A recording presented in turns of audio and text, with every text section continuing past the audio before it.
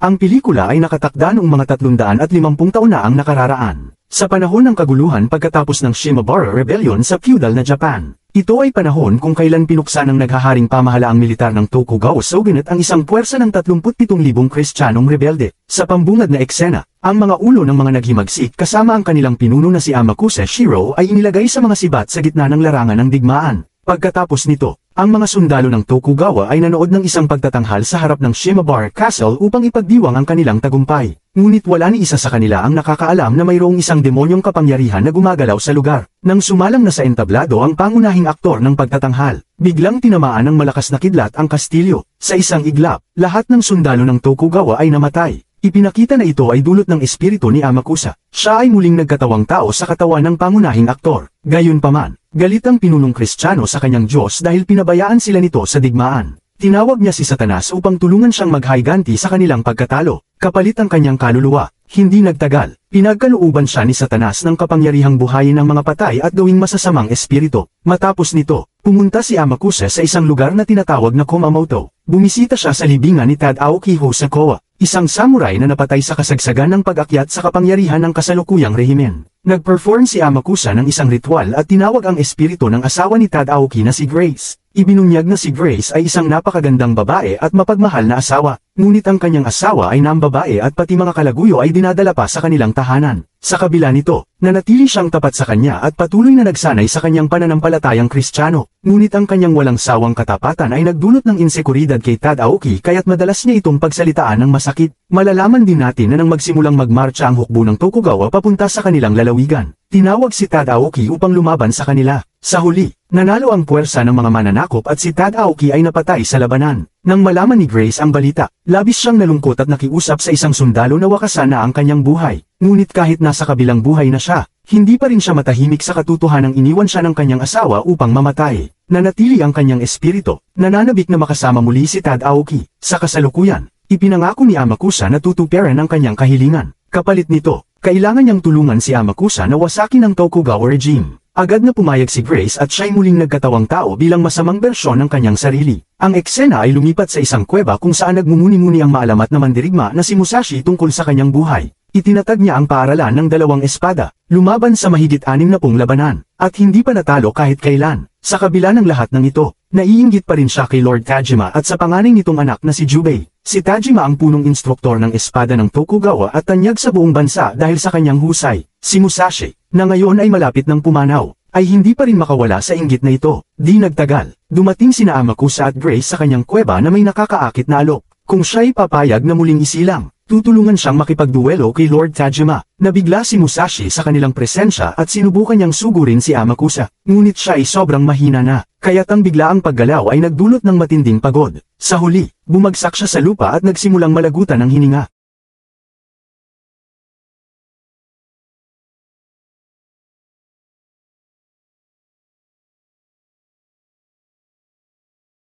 Sinamantala ni Amakusa ang kahinaan ng matanda at inulit ang kanyang alok. Sa wakas, pumayag si Musashi. Hinalikan ni Grace ang kanyang mga labi at ang matanda ay muling isinilang sa isang nakakatakot ngunit makapangyarihang anyo. Samantala, sa Nara, isang monghe at mahusay na tagasibat na nagngangalang Inshan ang nakasalubong ng 2 batang babae. Sa kanyang isip, iniisip niyang hugutin ang kanyang sandata at brutal na patayin ang mga ito. Malinaw na si Inshan ay lihim na isang sadista na nag-e-enjoy sa pananakit ng magagandang babae. Pero pinigilan niya ang kanyang marahas na hangarin at hinayaan ang 2 na makalayo. Ilang segundo pa, nakita ni Inshan ang isang matangkad na figura ng babae na may suot na maskarang demonyo malapit sa kanya. Ang misteryosong figurang ito ay alam ang kanyang madilim na pantasya at lantaran siyang iniinsulto tungkol dito. Dahil sa galit, inihagis ng monghe ang kanyang sibat sa babae, ngunit ang figura ay biglang naglaho. Pagkakita nito, inisip niya na niloloko siya ng kanyang maruruming pagnanasa. Sa kabila ng dekadang pag-aaral ng Budismo, hindi niya magawang alisin ang kanyang makasalanang pag-iisip. Dahil dito, ginawa niya ang hindi inaasahan, kinuha niya ang sibat at itinarak ito sa kanyang sariling tiyan.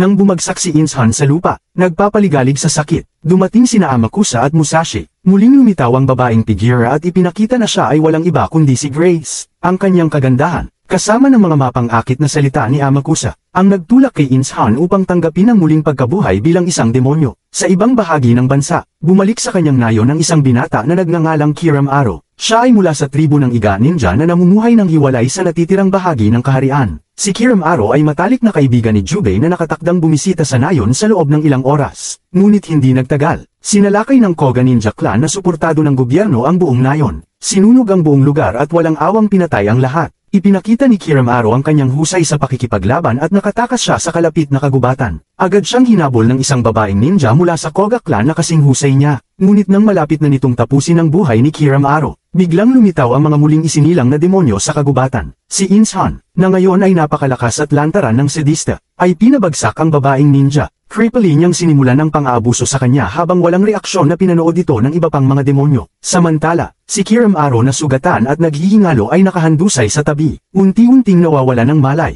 Nilapitan ni Amakuse si Kiramaro at inalok ito ng isang mapang-akit na kasunduan. Kapalit ng kanyang tulong, bibigyan siya ng pagkakataon upang ipaghiganti ang kanyang pamilya. Wala nang mawawala kay Kiramaro kaya agad siyang pumayag at muling isinilang bilang isang demonyo. Makalipas ang ilang sandali, dumating si Jubei sa nayon at natagpuan itong lubos na nawasak. Tinawag niya ang pangalan ng kaibigan at nagsimulang mag-imbestiga sa kalapit na kagubatan. Ngunit agad siyang napaharap sa isang nakakapagtakang tanawin, si Kiramaro, kasama ang tatlong iba pa, ay nakasakay sa mga kabayo papalapit sa kanya. Agad na tumalon si Jubei sa isang sanga ng puno at muntik nang matusok ng sibat ni Insan. Pinanood niya habang ang mga sakay ng kabayo ay demonyong tumatawa sa kanya. Bago sila umalis, ipinangako ni Musashi, na ngayon ay isang multo, na haharapin siya sa ibang lugar na mas akma para sa isang laban.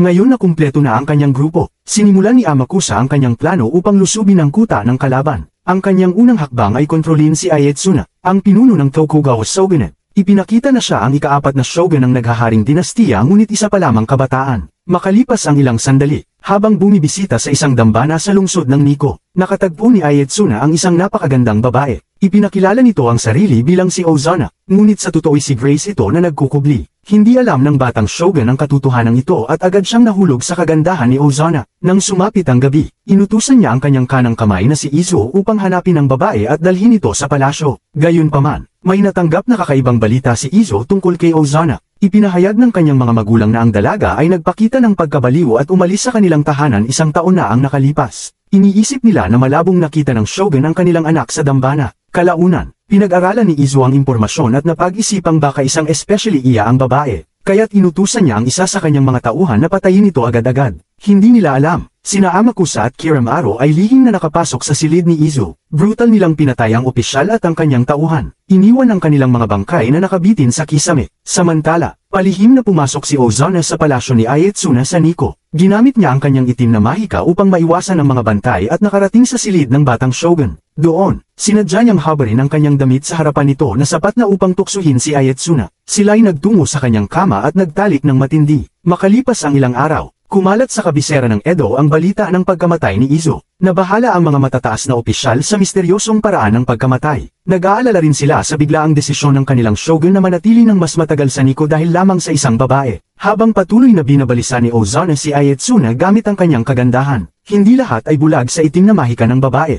Nararamdaman na ng ama ni Jubei na si Tajima na may kakaiba sa dayuhang babae. Kaya't inutusan ng matanda ang isang kilalang panday na si Muramasa na gumawa ng isang espesyal na katana noong nakaraang linggo. Isang gabi, habang sinusubukan ni Tajima ang talam ng espada, nakatanggap siya ng liham mula sa kanyang anak. Ikinwento ni Jubei ang kanyang engkwentro sa 5 multo malapit sa nayon ng mga iga ninja. Sapat na ito upang kumpirmahin ang hinala ni Tajima na sangkot ang mga masamang espiritu sa mga kamakailang pangyayari. Dahil dito, nagplano si Tajima na patayin si Ozana sa pamamagitan ng pagpapanggap na nawalan siya ng bait. Gagawin niya ito, at pagkatapos ay magsesepuko dahil siya ay malapit ng mamatay sa malubhang kanser. Nang papalapit na si Tajima sa palasyo sa Nikko, hinarang siya ni Insan. Ipinagmamalaki ng demonyo ang kanyang bagong natamong kapangyarihan at hinamon siya sa isang duelo. Ngunit kahit matanda na si Tajima, hindi ito naging hadlang sa kanya. Sa isang mabilis na pag-atake gamit ang bagong espada, tinaga niya ang ulo ni Insan. Sina Amakusa at Musashi, na nanunood ng labanan, ay labis na humanga sa kakayahan ng matanda. Gayunpaman, si Tajima ay masyado ng pagod at ang kanyang mga laman loob ay bumagsak na, nagiiwan sa kanya ng kahinaan. Sinamantala ni Amakusa ang pagkakataong ito upang tuklasin ang pinakamalalim na hangarin ng matanda. Doon natuklasan na itinuturing ni Tajima si Jubei bilang pinakamahusay na eskrimador sa buong Japan. Palagi niyang nais makipagduwelo sa sarili niyang anak upang makita kung sino ang mas mahusay.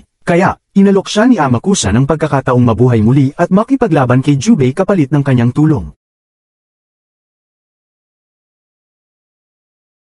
Nilamon ng pagnanais na subukin ang sarili laban sa kanyang anak. Pumayag ang matanda. Matapos nito, bumalik si Tajima sa kanyang bahay at umupo sa kanyang silid na parang walang nangyari. Si Jubei ay dumating din mula sa kanyang mga paglalakbay kinagabihan. Sabik siyang makipag-usap sa kanyang ama at ikwento ang lahat ng kanyang nakita. Ngunit habang papalapit siya, naramdaman ni Jubei na may mali. Dahan-daang ibinaling ni Tajima ang kanyang ulo. Ngayon ay may demonyong liwanag sa kanyang mga mata. Sinalakay niya ang kanyang anak sa napakabilis na galaw ngunit nagawa pa rin ni Jubei na tanggapin ang mga atake at tumakas. Samantala, sa isang liblib na dambana, nagsasagawa ng Satan-ikong ritual si Amakusa upang sampin ang mga ani ng Tokugawa. Lumipat ang eksena sa Edo kung saan nagtipon ng mga magsasaka sa harap ng bahay ng gobernador. Nakiusap sila na patawarin na muna ang buwis ngayong taon dahil lahat ng kanilang ani ay naging itim. Ngunit tumanggi ang mga bantay na nagbunsod ng galit na protesta laban sa mga buwis ng shogunate. Sa gitna ng kaguluhan, walang awang hinampes ng isang bantay ang isang magsasaka gamit ang pamalo. Bumagsak ang kawawang tao at namatay sa lugar, na sapat upang takutin ang mga nagpoprotesta. Makalipas ang ilang araw, gumagala si Kiramaro sa lugar nang makita niya ang isang magandang dalaga sa harap ng libingan. Agad na nabighani ang binata sa kagandahan nito at nilapitan ang dalaga. Ipinakita na siya si Omitsu,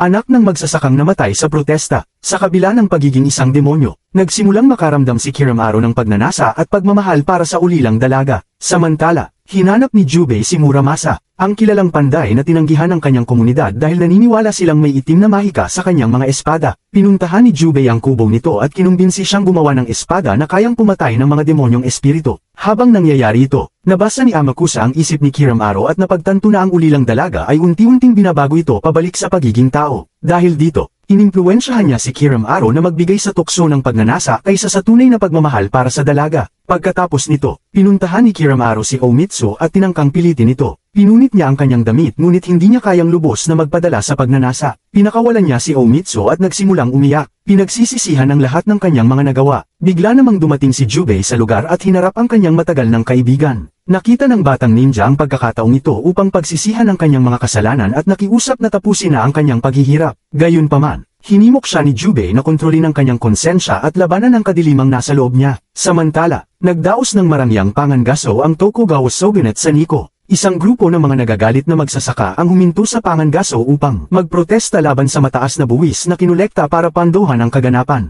Gayunpaman, si Ozana at Tajima, nakasama sa pangkat ng pangangaso, ay manipulahin si Ayetsuna. Ipinag-utos nito sa kanyang mga tauhan na dakpin ang lahat ng mga nagpoprotesta at patayin sila sa mismong lugar. Sa pagtatapos ng araw, ipinako ng gobernador ng Nikko ang mga pinatay na magsasaka sa isang burol. Pinilit ang natitirang mga taga-nayon na manood sa brutal na pagpapakita ng kapangyarihan. Sinamantala ni Amakusa ang pagkakataong ito upang magsagawa ng isang itim na mahika sa nagtipong mga tao. Pinukaw niya ang madugong kaguluhan sa mga magsasaka na sa huli ay pumatay sa gobernador. Inipon niya ang mga ito bilang kanyang hukbo upang magtungo sa Edo at pabagsakin ang shogun.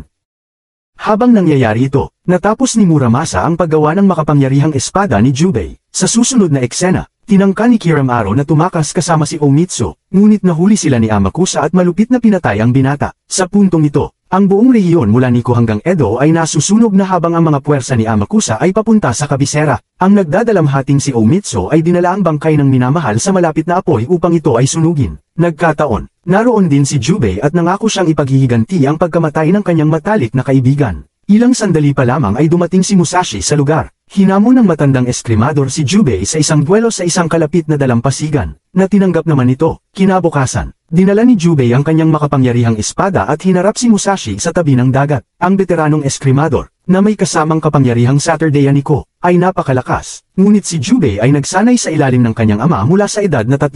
Ganap niyang napalupig si Musashi at tuluyang pinatay ang matanda. Pagkatapos, nagtungo si Jubei sa kabisera upang tapusin ang natitirang mga kasapi ng demonyong grupo. Sa Edo, mabilis na bumagsak ang Tokugawa Shogunate. Patuloy na umabante ang pag-aalsa ng mga magsasaka patungo sa kabisera. Sa wakas, nagbalik na sa kanyang katinoan si Shogun Ayetsuna matapos makita na nagkakagulo na ang kanyang kaharian. Ngunit huli na dahil si Grace, na nagkukubli pa rin bilang si Ozana, ay dinakip siya. Kasama si Tajima, sinunog nila ang palasyo, na ikinamatay ng halos lahat ng kasapi ng shogunate. Sa puntong ito, tuluyan nang nawala ng bait si Grace at nakita na si Ayetsuna bilang kanyang dating asawa. Sinigawan niya ito dahil iniwan umano siyang mamatay at kinaladkad siya sa mga apoy. Sa ganitong paraan, natapos ang kwento ng dinastiyang Tokugawa sa isang malagim na paraan. Makalipas ang ilang sandali, dumating si Jubei sa nagliliyab na palasyo upang harapin ang mga puwersa ng kasamaan. Ngayon ay balot na ng mga simbolo ng panalangin ng Budista. Hinarap niya si Tajima. Ang mag-ama ay naglaban ng matindi sa loob ng nagliliyab na mga bulwagan ng Edo Castle. Sa simula, ginamit ng matanda ang kanyang Satan-ikong kapangyarihan upang sirain ang espada ni Jubei. Ngunit nang sumugod siya, sinalubong ni Jubei ang kanyang pag-atake at pinabagsak siya sa lupa. Agad niyang inagaw ang espada ni Tajima, ang Muramasa, at sinaksak sa leeg ng kanyang ama. Matapos patayin ang kanyang ama, hinarap ni Jubei si Amakusa. Namangha ang pinuno ng mga Kristiyano sa galing ni Jubei sa espada at inalok itong sumapi sa madilim na puwersa. Ngunit tinanggihan ito ng binata. Mas piniling labanan ng demonyo. Nagkaroon ng matinding labanan kung saan ipinakita ni Amakusa ang kanyang kakayahan. Ngunit hindi siya kayang tapatan ang liksi ni Jubei at sa huli, napugutan siya ng ulo. Gayunpaman, habang nagsisimula ng mag-roll ang credits, biglang kinuha ni Amakusa ang kanyang pugot na ulo at tumawa.